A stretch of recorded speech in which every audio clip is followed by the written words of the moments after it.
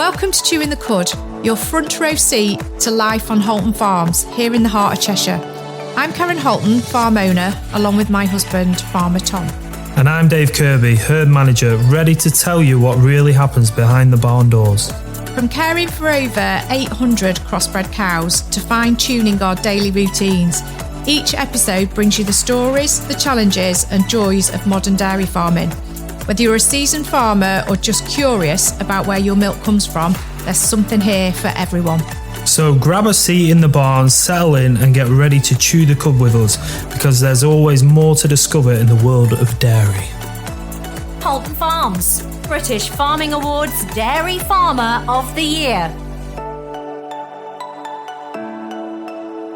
Welcome back, everybody, to Chewing the Cud. Here we are again, another week. Time flies. I can't believe it. It goes so quickly. Thank you to anybody that's listening to us and has listened to us before. Clearly, you're not very busy people and you've got nothing else to do. Who'd want to sit and listen to us rattle? But no, really, really appreciate the support. Thank you. It's really good to know that there are people out there wanting to know about farming and about what we do as a dairy farm. I'm with Dave again. Hi, Dave. You okay? You all right? Yeah, I'm good. I like that. That was a bit of a bit of a radio voice, Dave. Yeah, trying my best. Fancy a job in radio. You got the face for it. Yeah, thanks. So what we started doing is we've been doing like a recap, haven't we, of sort of what's been going on the farm. I think if we always start a podcast just to give everybody a bit of an update of what's been happening, good and bad, remember? Because it's not always good, is it? Definitely not. No. So what's been happening in your part of the business this week?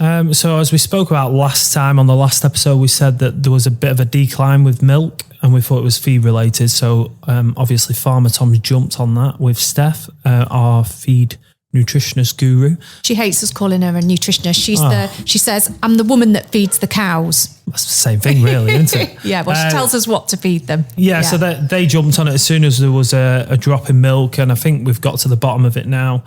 And the milk's coming up, which is great.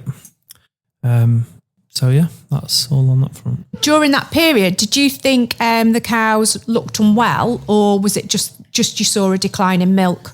So there was a decline in milk, obviously, and then the muck wasn't. Yeah, I was going to say, how do you explain this? Because I think is that you picked that up very quickly, didn't you? Yeah, that was the first thing I noticed was the muck. It was very fibrous, so lots of bits of long grass within it, which you don't usually see. Usually it's all been broken down by the stomach, but this had very fibrous look to it and stunk. So I knew there was something wrong, obviously, with the decline in milk as well. So I sent a picture of some muck over to Tom and he was on it straight away. So yeah, I think in farming, what we do, it might say, I don't know, could you relate it to maybe nappies?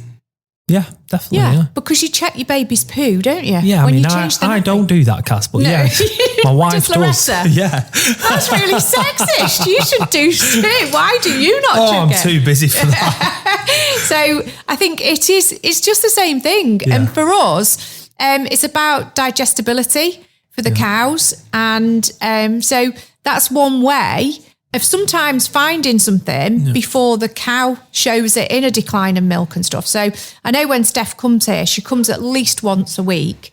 If we think we've got a bit of a problem brewing, she's here every day, but like kicking about, looking, checking. But she'll come once a week and she just literally walks around the cows. And one of the things she does is check the milk. Yeah, she sticks her hand in it. And she puts her hand in poo. Yeah, she does to check it. Yeah, it was actually really good because when I first started it, Steph took me for a walk with her and showed me what she was looking for, because it's not, I know when something doesn't look well, but she went into a bit more detail, which was great. So, that was the first thing I noticed was it was very fibrous and it also had stringy bits of mucus in it, which is a sign of irritation in the intestine. Right, cool. So you've learned something. Yeah. Right? Every day's a learning day. Every day's a school day, Dave, here. And yeah, no, that's good. So it's brilliant that we've got to the bottom. We're on top of it. The cows are coming around. I think our cows are very happy, healthy cows. So if they do get a challenge, we do get over it pretty quickly, don't we? Yeah. Once we've made an adjustment, they respond very quickly. Yeah. It only took like 4 or 5 days till we started seeing an incline again, so it didn't last for long. It didn't last 4 days. We can cope with that. It's never great. No. But obviously, not everything's perfect every day, is it? No. I think one of the worries is as well with the with blue tongue now coming into the country, you're looking for signs of a drop in milk and you're looking for fertility problems. So you're constantly worrying, like, could it be something more serious? But thankfully, this was just a feed issue. Yeah. So blue tongue's like, to put it really simply for people that aren't farming, it's like I suppose it's a bit like a flu virus. Yeah. So cows feel poorly, and they'll go off their milk, and they might even have some abortions. So they'd abort calves. They're just genuinely, it's like us having flu. Yeah. So they're very lethargic. They don't want to get out of their beds and milk and stuff. So, it's a very similar thing. And I think it's carried by midges, isn't it? Yeah. And so they bite the cow and the mirror. So I think it's come over from like Europe. Yeah, I know it's in Warwickshire and Nottingham at the moment, which they're the closest areas to us. Right. So it's never good, and these are just some of the challenges that we're up against. And probably blue tongue, you see it periodically over the years. I don't think we've seen it to this extent for quite a few years, and it's just one of those things that we have to overcome. On my side of things, I think everything's good. We have been a bit slow with carvings, haven't we? Yeah. This last week. Our 15 group's nearly empty, Cass. I know. You're delighted and you wanted to get it empty to say it's empty, but I'm a bit like, I might forget how to do my job if I don't have a calf soon. So the 15 group, for those that don't know, is a little group of cows that we keep separate, and they've just calved recently. So we keep their milk separate, colostrum separate for the calves. So that's what the 15 group is. And it's also a good place because you like to keep your eye on them, don't you? So it's right close to the parlour. They've got less of a distance to go in for milking. Yeah. And you can just really keep a close eye on them because they've just calved. So we call that their transition period. Yeah. So they transition back into the herd again after their holiday. So I think if you got one cow in just there. one on its own. Oh my goodness. She all right on her own, do you think? She's coping. Oh, good. She's probably enjoying the peace, actually, because she's got all these beautiful sand beds around her and a load of feed in front of her. So I would imagine, she's a very happy lady. Yeah. The other thing is we got our 5-star food and hygiene rating for the MilkShack this week. Yeah, which was great. We've always got 5 stars, and it's not that I don't think we need to worry, but you always just are. Somebody, the EHO, just turns up. So the environmental health officer from the council just rocks up on your premises. And don't get me wrong, I think it should be like this. Yeah. Absolutely, I'm all for it. Because any food premises needs to be on their game every single day. But she came. Luckily, Smoothy was about, who looks after the MilkShack. So she could sort of talk her through all the processing and show her everything that we do and how she does everything. And we've got all the paperwork and stuff. So that was good. But it's still always, you're just a little bit like, oh, and you never want to fall. Why is her name Smoothy, by the way? I've always wondered. Smoothie Judy. Because her name's Judith, but years ago when we did the milk round and we used to make butter. Yeah. We used to get buttermilk from the process of making butter. And she came up with the idea of making buttermilk smoothies. Oh, wow. So she'd put fresh fruit in, like she'd do strawberry and banana and blueberry and things like that with the buttermilk. And they went really, really well. So we did that for a few years and they were always very popular. So we used to call her Smoothie Judy because she made smoothies. Oh, wow. And it just kind of stuck. Yeah. Yeah. So it's Smoothie that looks... And I did find myself when the EHO first introduced herself saying, "Oh, you've met Smoothie then." I'm like, oh no, she won't know what smoothie means. What does that mean? Sounds terrible.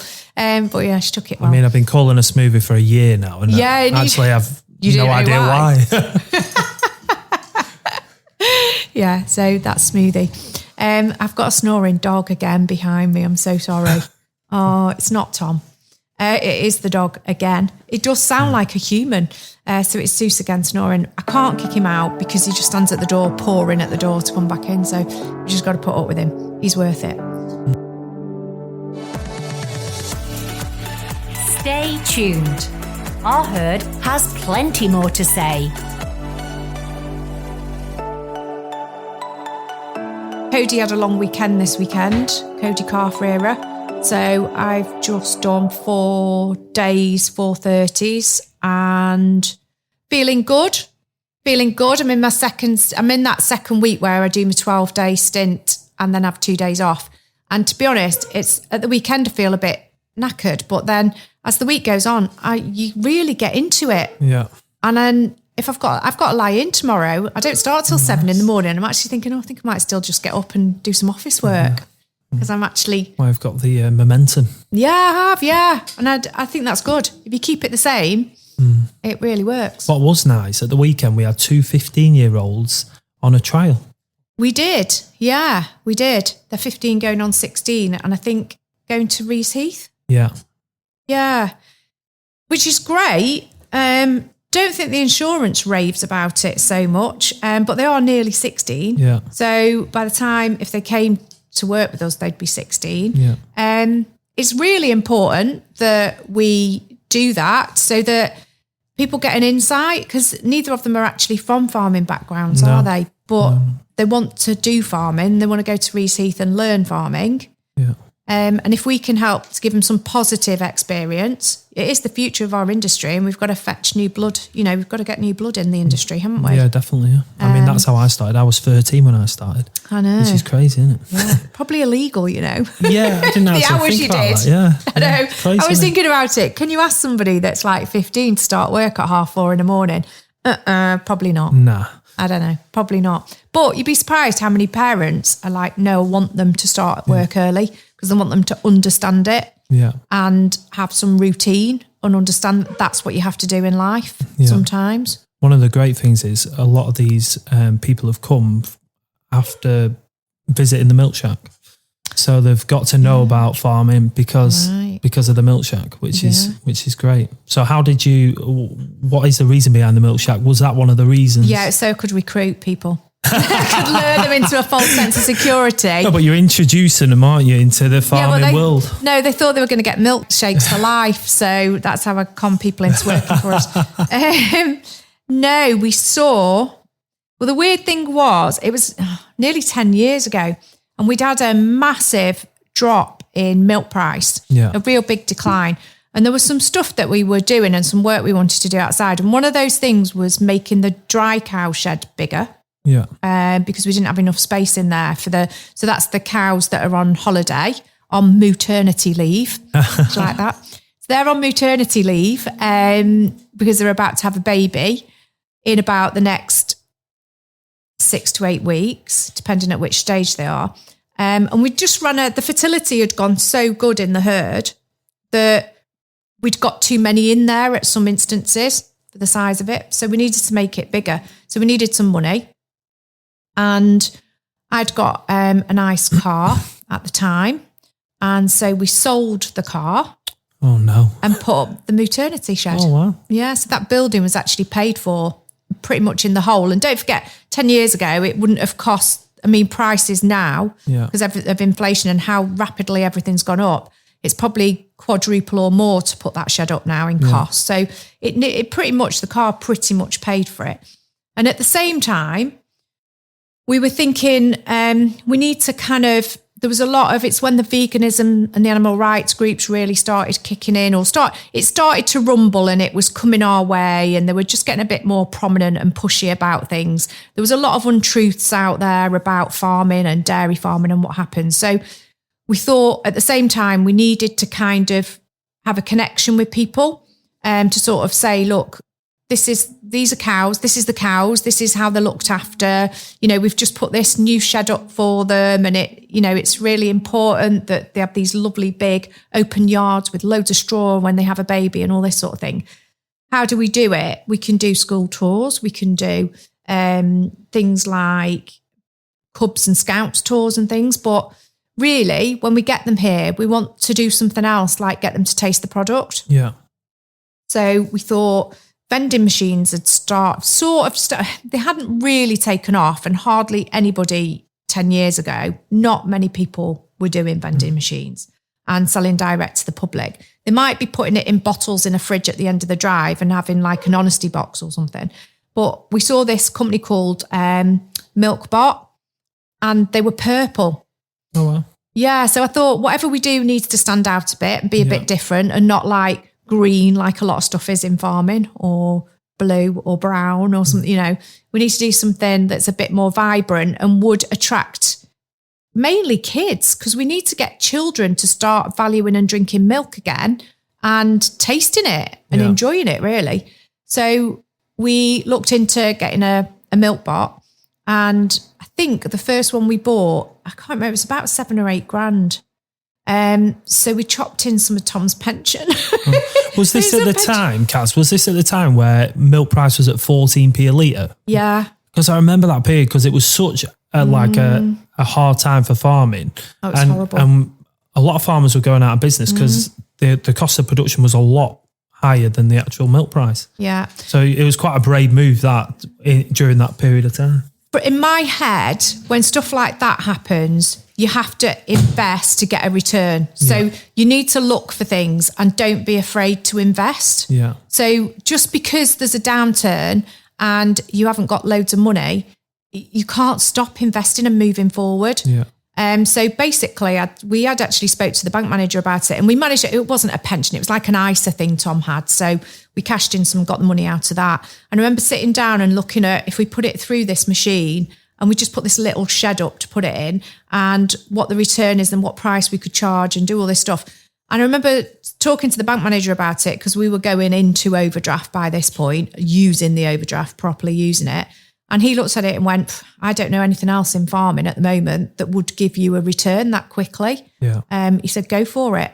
So I kind of walked away going, well, you can worry about that big hole we've got with you, that big black hole that keeps growing, and we'll try and make some money this direction and go and do it. So we did. And it was a fair play to Tom. It was mainly he pushed it and he wanted it.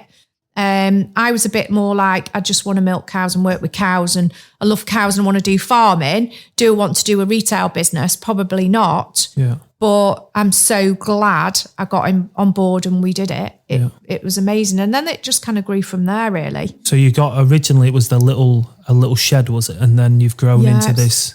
It was a shed that Tom built with like a pitch roof. No, he built a shed. Oh, no, I dare to imagine. In fact, no, if you go, in fair play to him, it stood the test of time. We had it for quite a few years. And if you go up to the, near where the piece of land next to the slurry lagoon, I don't know why it's there, but it's there. We've still got it. It's there. Yeah, we've still got it. It's looking a bit battered now. I did think about putting some chickens in it or something. Yeah. But yeah, no, I remember when he was building it outside in the big shed, and he took it, we had to shut the road for him to bring it round. Typical farmer style, goes on the pallet forks on the front of the loader.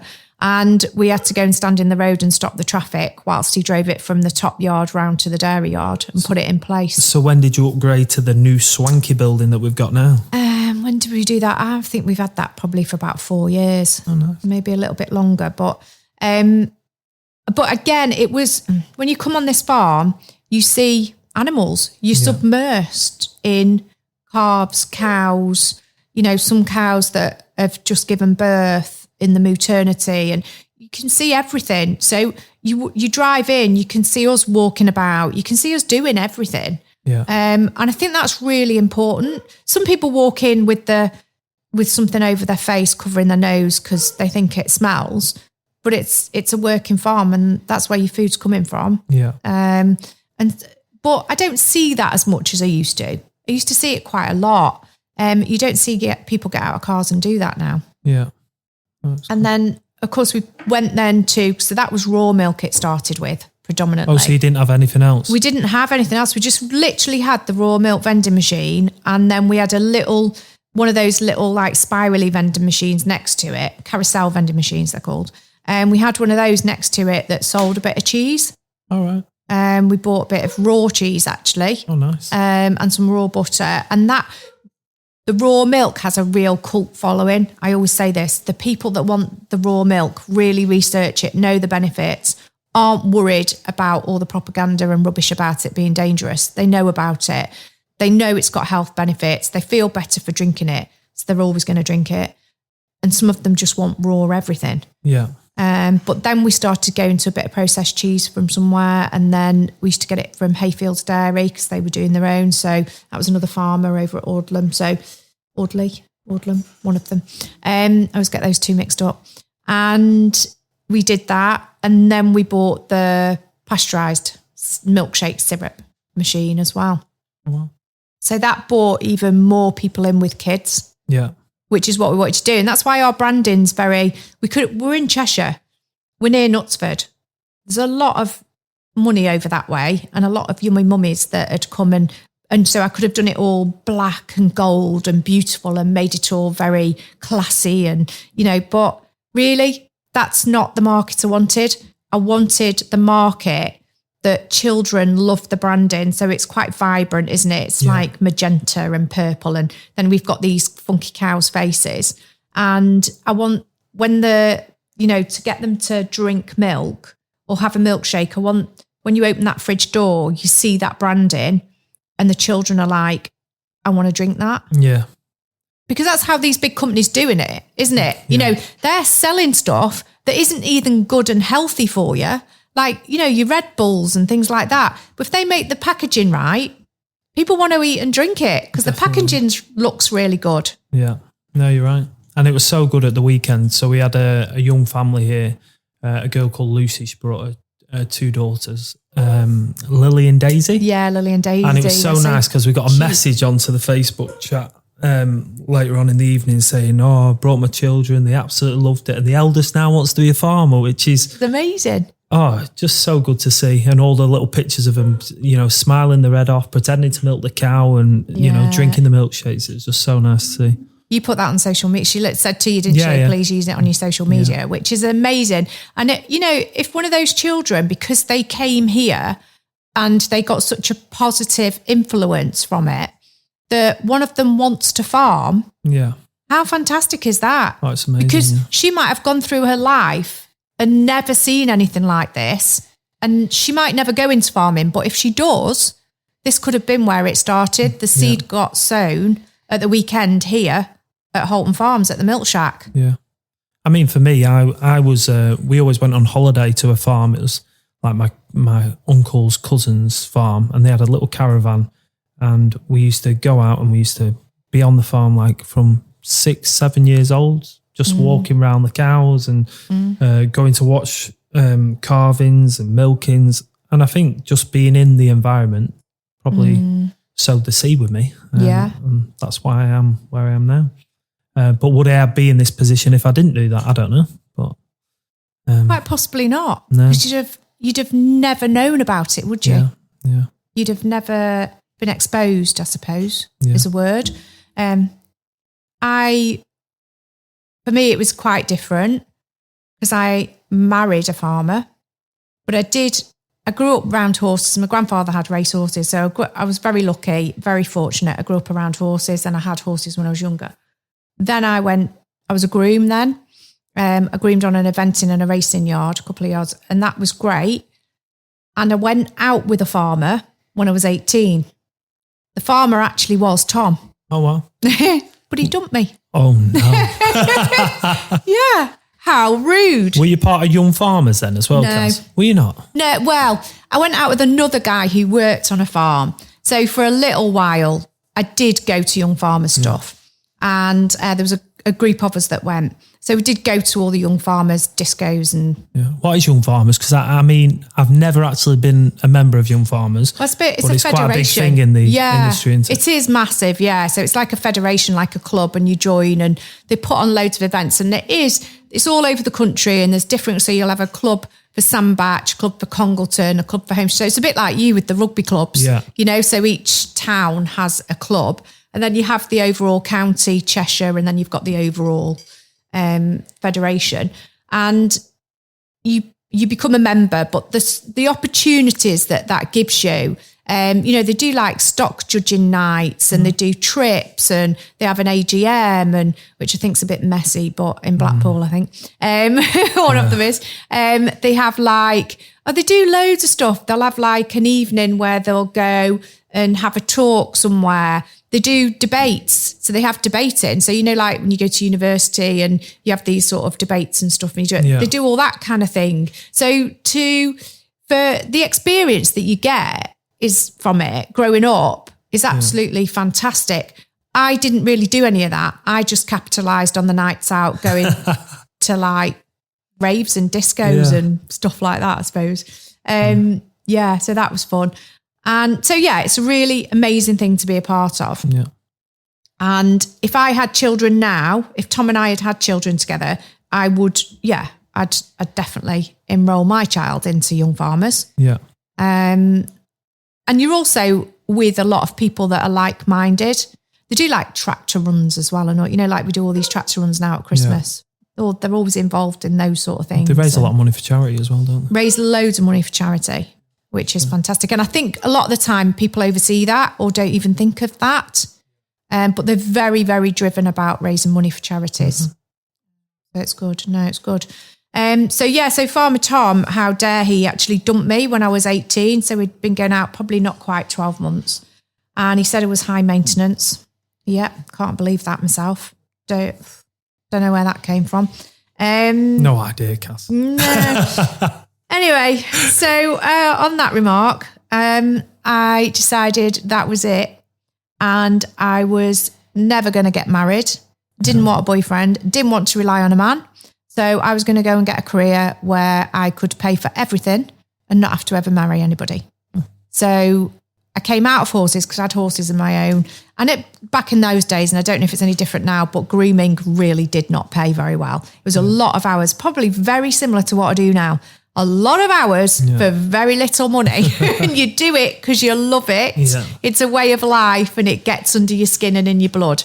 That's what it's like working with horses. It can be grueling and it's dangerous. So I got my own horses at home. So I was a bit upset. We don't like telling him, but I was a bit upset about it. Yeah. Getting dumped's never good anyway, is it? No, but when you think it's the love of your life, he was like going to be the one for me, I thought. Yeah. So off I went on my merry way and I did leave horses and got into a different career. And 18 years later, fast forward, Tom, by the way, had gone on to marry somebody else who I think had a bit of a thing for him when he was with me. I think she was a little bit in the background maybe. Wow. Yeah. So, that ended up being his next girlfriend. And they got married and had a son, Jack. Yeah. So 18 years later after I was dumped, that said relationship had broken down and Tom bumped into me. Well, through somebody who knew me, him, ended up meeting up. He was actually, he came looking for me basically and he was mithering me to go out with him. So when he'll tell you a different story, but don't believe it. So we went out for a drink and we were both about 35 then. And I always said I was never getting married. I did declare the night that I got in the car and he'd left me messages and had phoned me a few times because he was out in Sandbach, which was my hometown, with some farmer friends having a drink. And he'd text. I'd left my phone in my car. I was at a dinner somewhere. And he'd text and rang and he left a message saying, I'm out in Sandbach with these people. Just wondered if you're about and you fancied a drink. But at this particular dinner, I'd been sitting with a guy who'd said to me, can't understand it. Why aren't you married or anything? You're all right. You've got a good career. You do really well for yourself. You're not a bad looking bird. Why have you never got married and settled down? You can even cook and stuff. And I remember saying, do you want to go on a date? And he'd asked me and I was like, no, I don't think I do, And he said, why did you never get married? And I said, because there was only one man I was ever going to marry. And that was Tom Halton. Oh. And I said, and he dumped me and married somebody else. Yeah. So I never got married. Wow. I had a few boyfriends along the way. I said, I went and got a career instead. Yeah. So then when I got in the car and I'd got those messages, but obviously we don't allude to that, to Tom Halton. We don't talk about that bit. And his take on it's all very different to mine. Yeah. So he chased me and tracked me down. And then we went out for a drink that night and the rest is history. And I said I was never getting married. Didn't want to get married once I was 40 either. Don't ask me why. I just had a thing that if I was never married by 40, it was never going to happen. Yeah. I was not doing it. And so we got married the day before. So it's my birthday the next day. it. So it's dead easy because he thinks, well, wedding anniversary is on the one day and a birthday's on the next day, so I can't fail. And isn't that strange? Because that's exactly how I did it. Is it? No way. Yeah. What? So we got married on the 13th. Dave, are you sure? Dave, do you want us to just text Loretta and ask her what the dates are? Anyway, I know it's one day either side. Flipping it, I can't remember. Yeah, one of them's on it could be the 12th or the 13th. One of them, yeah, 13th or 14th. Oh my God, Dave. I've just got myself in the doghouse. So much trouble. It's because you put me on the spot, or I put myself on the spot, one of the two. Anyway, I could buy her a brownie, and that's how I could get back into the good books from the MilkShack. Yeah. You've got amazing brownies in the MilkShack, but are you trying to change the subject, Dave? How did you know that that's what I was doing? So God, that's a massive long story about everything and to do with the MilkShack, isn't it? But the MilkShack has grown and grown. The following has grown massive and huge now. The one downfall we have is we haven't got a lot of car parking space. No. But that's one of those things that I was actually feeding calves on Sunday and I was parking cars as well. I was coming out and manoeuvring people so everybody could get in. So it's a nice problem to have. It's probably a bit frustrating for the visitors, but it's the way it is and we can't do anything else about it. But Smoothy came on board. So we were talking about Smoothy Judy. She came on board probably about nearly 3 years ago now. And is in charge of looking after the milkshakes, the MilkShack, cleaning, doing processing, everything. She's amazing at it.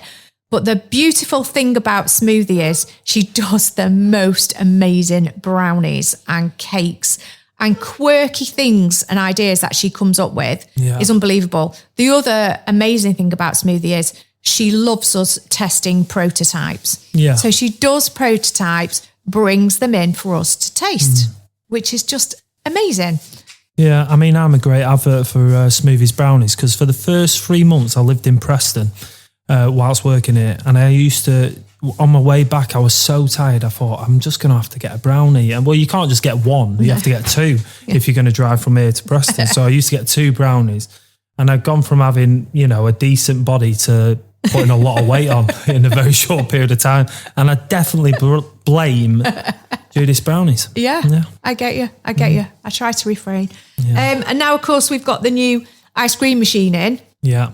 So that's not going to help either, is it, Dave? No. Let's face it. I'm trying to avoid eating them because I know I'll get hooked. But it is just unbelievable ice cream.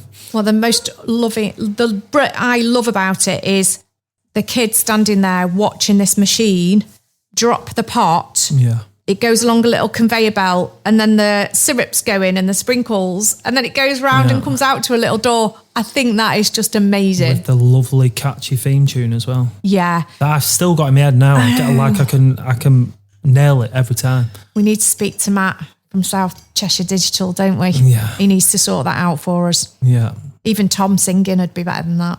Yeah, I find myself humming it on a regular basis.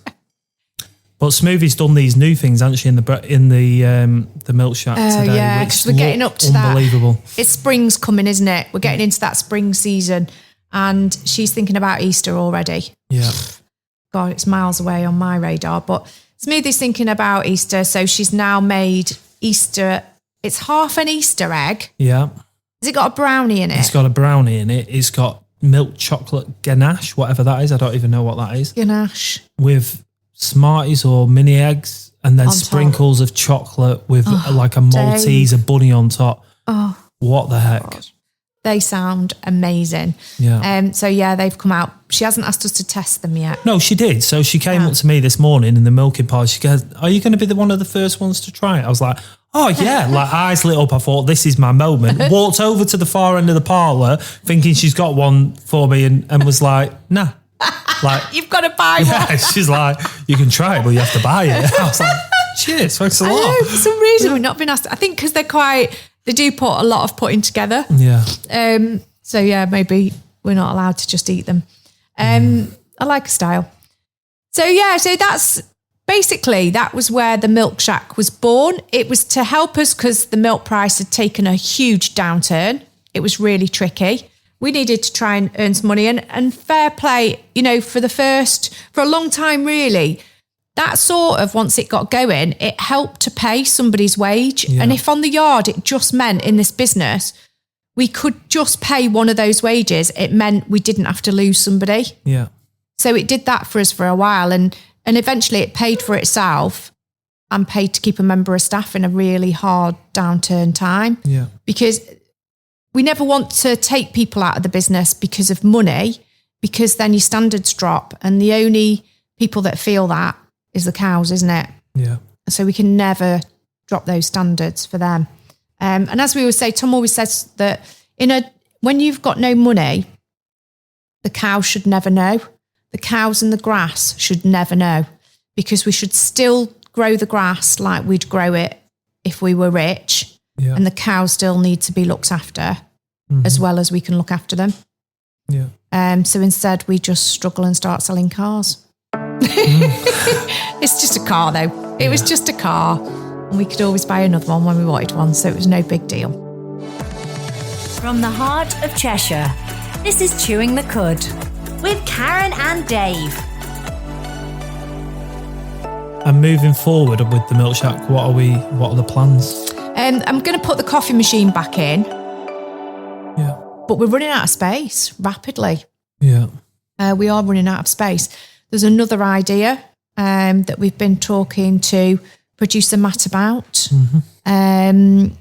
which is putting up a screen when people come and visit, Oh, that's a good idea. so they can see you milking. Yeah. As long as there's not microphones and they can't hear me singing, we're all right.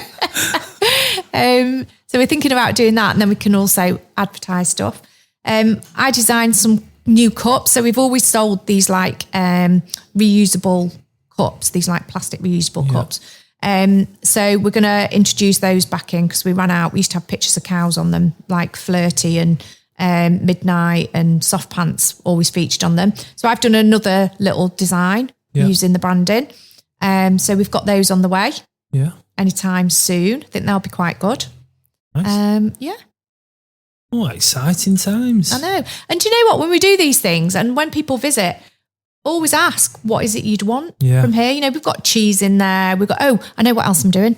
I'm getting another shed and putting it by the Lowe's where that big, massive patch of grass is in front. Yeah. And I'm going to get some more chickens. Nice. Because we run out of eggs. I mean, I didn't want to mention it, Kaz, because I knew, and I doubt it you've run it by Tom yet. No. So I didn't want to mention it, but obviously you're out there and it's happening. So it's that's happening. It. Yeah. So it'll probably happen when he gets to find out. Yeah. It will have happened. Let's face it. The shed's going to rock up and he'll be like, oh, you've got the wrong address, mate.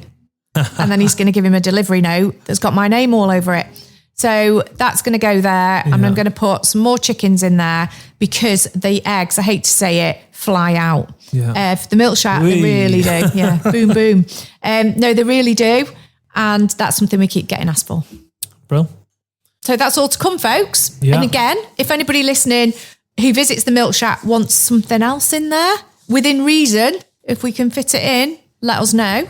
Because, we want to supply stuff that people want, but we also do want to keep it local where we can. We have that local honey. This last batch of local raw honey is the best batch of honey I've ever tasted. Where does that come from, they've Cass? done. That comes from Woodside Apiaries, which is just over in Swettenham. So probably as the crow flies, I would say 2.5 miles, maybe 3 miles away.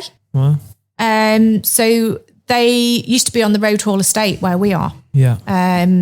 And they moved a few years ago over to Swettenham and took their bees with them. And now their bees produce honey there from just up the road. And they reckon that if you have honey from your local area and you have like things like, what do you call it, hay fever, it really helps with your hay fever if the bees are local from your area. Well, I never knew that. I know, I'm just a wealth of information. So with Dave. that and raw Might not milk, always be you're laughing, aren't you? Yeah. We're probably one of the healthiest places you could visit and eat from.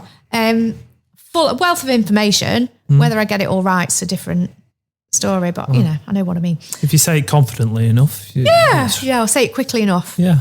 My friend always told me that when I have to produce, if I'm at a conference talking and I have to produce a really tricky name, she works in the telly and she said to me, you just say it really quickly, like you know what you're doing, confidently. So that's what I do.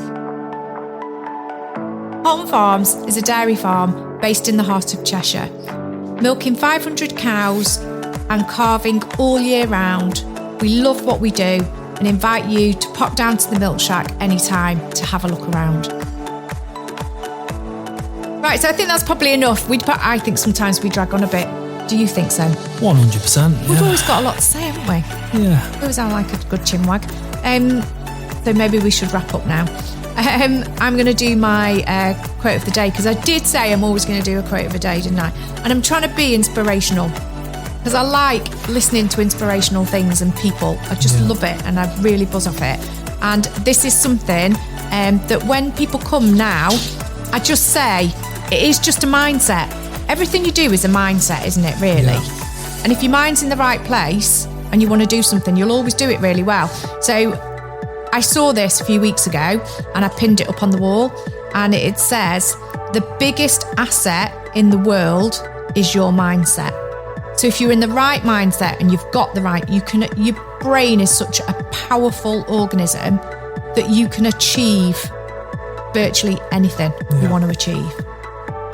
Very good. That's my... I'll remember that when I'm at CrossFit tomorrow. It's in the mind, Dave. Yeah. It's a mindset thing, Dave.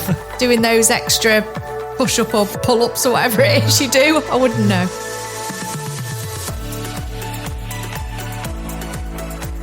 Thank you for listening to this episode.